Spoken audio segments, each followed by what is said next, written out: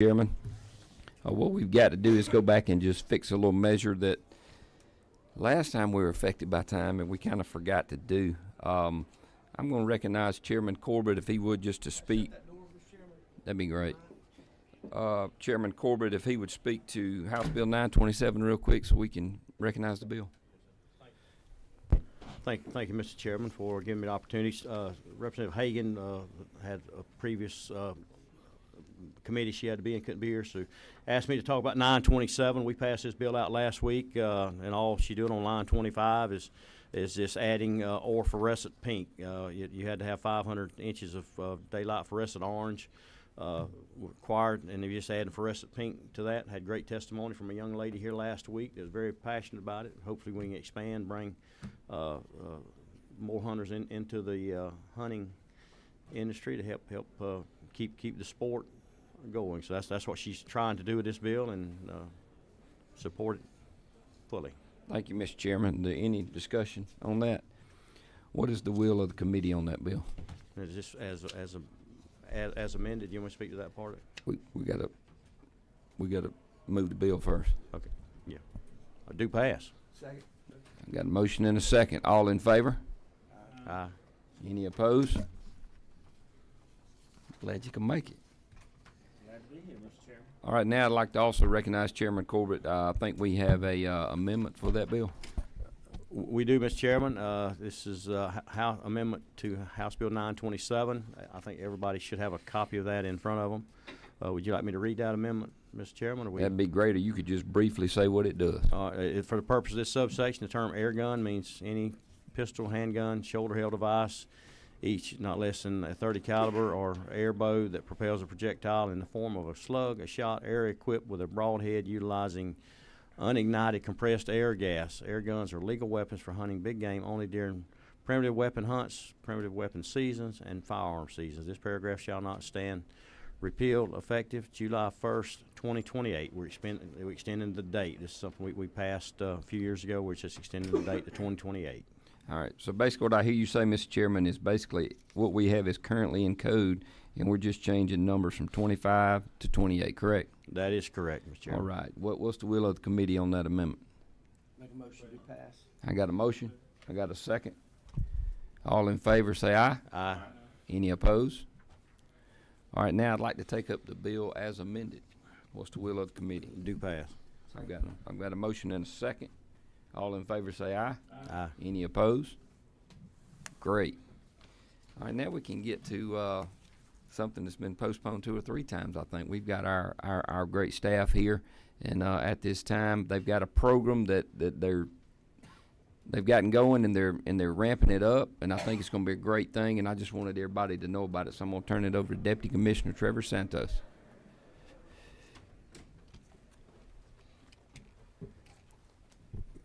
Thank you, Mr. Chairman, and thank you, members of the committee, for the opportunity to discuss with you all today the Adaptive Hunting and Fishing Program, which is an initiative of the Georgia Department of Natural Resources.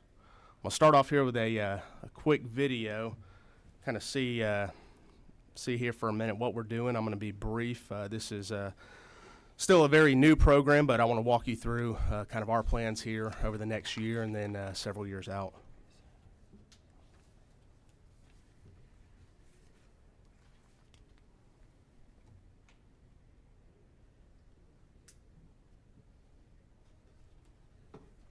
Looks like we may be having some. Imagine that we're having some difficulty. Computer is maybe frozen here for me.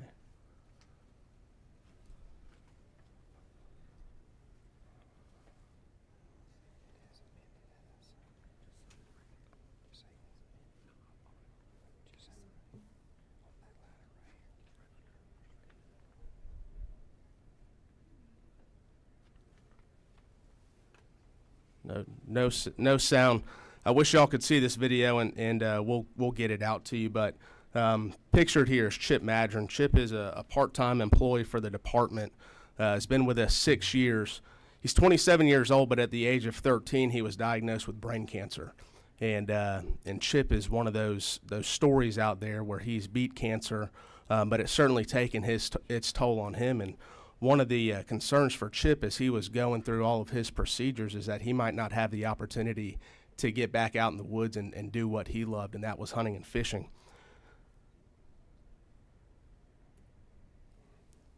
So why are we as a department putting together this program and expanding this program? When it comes down to it, over 2.2 million people in the state of Georgia have some sort of a disability, with 14% of those being mobility related.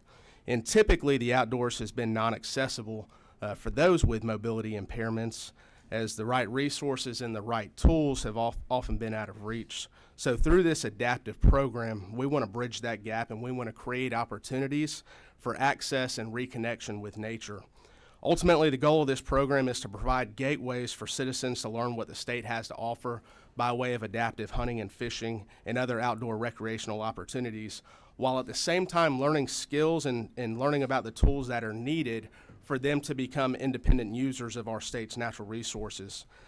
We want to create this campfire feeling. You know, we all know what it's like to be at a hunt camp and around the campfire in the evening, telling the stories of the day, what happened, maybe even telling some truths or maybe stretching the truth a little bit as we're standing around the campfire.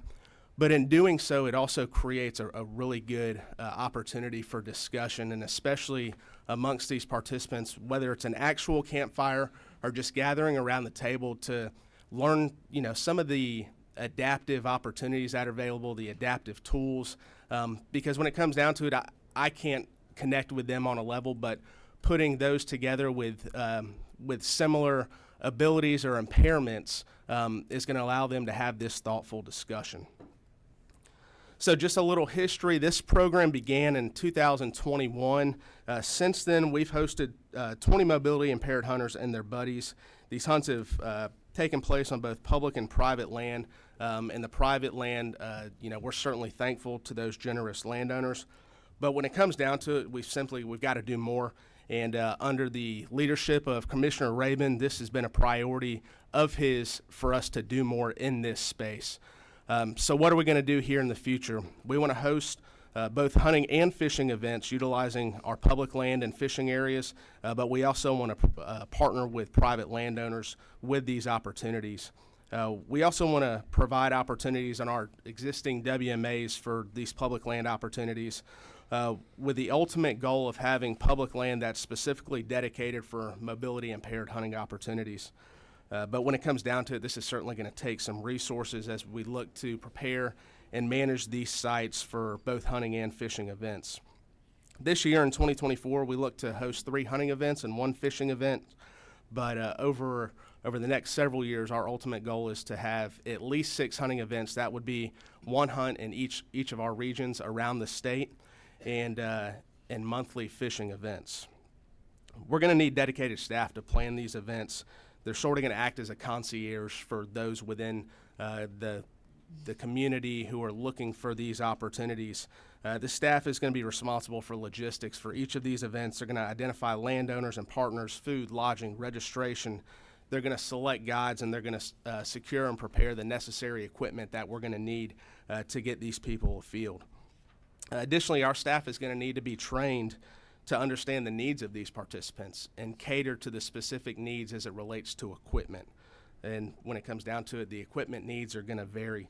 We're going to need to start with track chairs, which the department already has a number of those, and we are in the process of getting more. They're being utilized in our state parks right now. We're expanding that to the hunting and fishing opportunities. But we're going to need wood-friendly wheelchairs. We're going to need pickup trucks and trailers to transport the track chairs. We're going to need UTVs to get participants out in the field if we don't have track chairs. We're going to need ADA accessible hunting blinds. We're going to need adaptive shooting aids. We're going to need fishing rod holders. So again, the needs of equipment and personnel are significant as we look to really grow this program. So how are we going to get this information out to the public? First and foremost, we want to have a dedicated page in our popular hunting and fishing regulation guides that's going to be dedicated to accessibility within our WMAs and our public fishing areas. This information is also going to be located on our website, along with special rules associated for those with mobility impairments. Again, we want to make the information easily accessible for those who are wishing to utilize one of our track chairs and the other ADA accommodations. while we want to make it easy for someone to get outdoors, we also need to encourage them to take that step and get out there. When it comes down to it, a lot of people, if they don't know something, it can be scary, it can be intimidating. So we as a department, we want to be that source of encouragement. We can have our arms wide open, but we need to be saying, hey, come on, we've got you taken care of. So, it's going to bring me to my next point of not only reaching out to the participants, but we've got to bring partners into the fold, because when it comes down to it, we can't do this alone. So we're going to look at partners such as other state agencies. We had a great meeting last week with another state agency. We're going to look to nonprofits and hospitals and rehabilitation centers. And I think even more people are going to come to the table once we continue to spread this message. We know there's a lot of people that are out there willing to support these efforts, and that was demonstrated just a few weeks ago at our Weekend for Wildlife. That's our annual fundraising event that's put on by the Georgia Natural Resources Foundation, when we raised over $460,000 specifically for this program. Chip Madron, who you saw in the video, and I do want y'all to be able to see that at length. Chip got on stage and he told this story, and you could have heard a pin drop in that room, Mr. Chairman. I know you were there.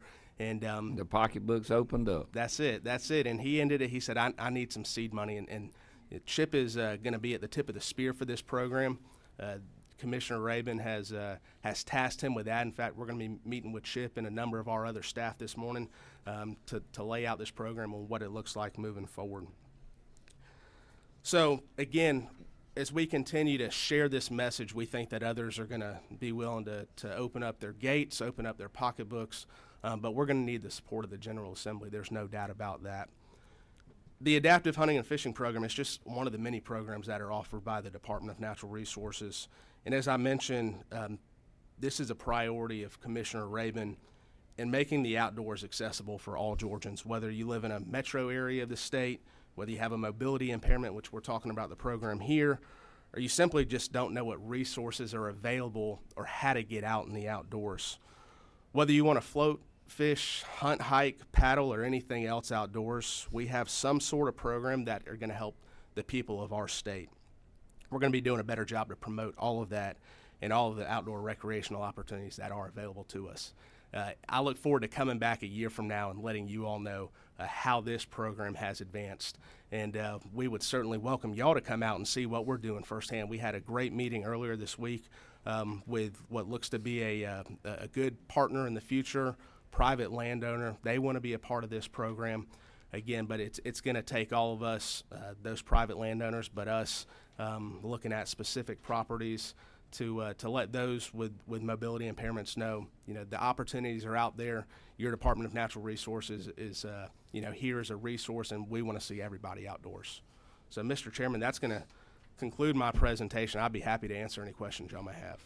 Thank you, Mr. Deputy Commissioner. That was a great presentation, and I just want to thank y'all. I think this is great. I know my happy place when I kind of zone out and I can just not worry about anything is out there in the bushes, and I know there are lots of people that feel that way and can't get there, and I just want to thank y'all for doing that, and I look forward to this growing, and I wish we had a lot more time to sit here and discuss it and all, but let me get question, Mr. Floor Leader. Trevor, with the I guess the plantation growth, that people coming in and buying these plantations or buying property, turning them into plantations, could we not have a summit? You take the Bill Gates group that bought in Vidalia, bought plantations, and a lot of old Georgia families that have turned their property into some plantations. Get this committee and whether you get the owners or at least get the managers together and talk about a program like this. You take the Bill Gates Foundation. I mean, the dude's pretty wealthy, and I mean, he telling this story would be great to his foundation. But have like a summit for all these plantation owners to come together, or their managers, to talk about what's going on with natural resources and programs, like getting this young man up in front of him and saying, hey, I need seed money. So I just think that's something we should really look at, in the upcoming months, at a session to. Before the season start back up, to get all the plantation owners in Georgia together for just a day. Yes, sir. I would concur with your thoughts there. And again, once you put this in front of them, it's hard for them to say no, because, you know, who doesn't want to help those who thought they may never get outdoors again in the future, give them that opportunity. What's the cost of a track chair too? I'm just going to Say they're anywhere from $15,000 to $20,000. I'll say Chip has a little bit more of a specialized track chair that's about $28,000. Thank you, Michelle. Thank you, Thanks, sir. Trevor. I totally agree, and that's one of the reasons I wanted us to see this, is I know each of us run into people and talk to people and know people that have connections and things of that nature. So I wanted the program to get as much exposure as it can. Last question, real quick. Representative Donahue. Thank you, Mr. Chairman. Partnerships with like Bass Pro and Academy Sports, groups like that, have you ventured out and looked in there? At this point, no, sir. Again, while the program's been around since 21, it's really being pushed heavily and prioritized by Commissioner Raven, who, as you all know, was appointed back in August. So this thing is growing much quicker. While we've had 20 hunters over the past 3 years, I can see us touching more than that over the next year. So at this point, we haven't had the conversations with those companies. We have had some conversations with Georgia-based companies, but we look forward to those opportunities again, and we can certainly see partners like that coming to the table saying we want to be a part of what you're doing in Georgia. And I think a big part, Ducks Unlimited, National Wild Turkey Federation, Quail Unlimited, Whitetail Mafia, all these guys that basically they have people that when you go to their banquets are there. So I think if we partner with these guys, it would be a lot of help and a lot of money raised. Absolutely. But thank you. Yes, sir. Thank you. Amen. Thank you, sir. I don't see any more questions, and I want to thank y'all again for this, and I hope we get to go more in depth in the future on this. So, meeting adjourned. Thank you, sir.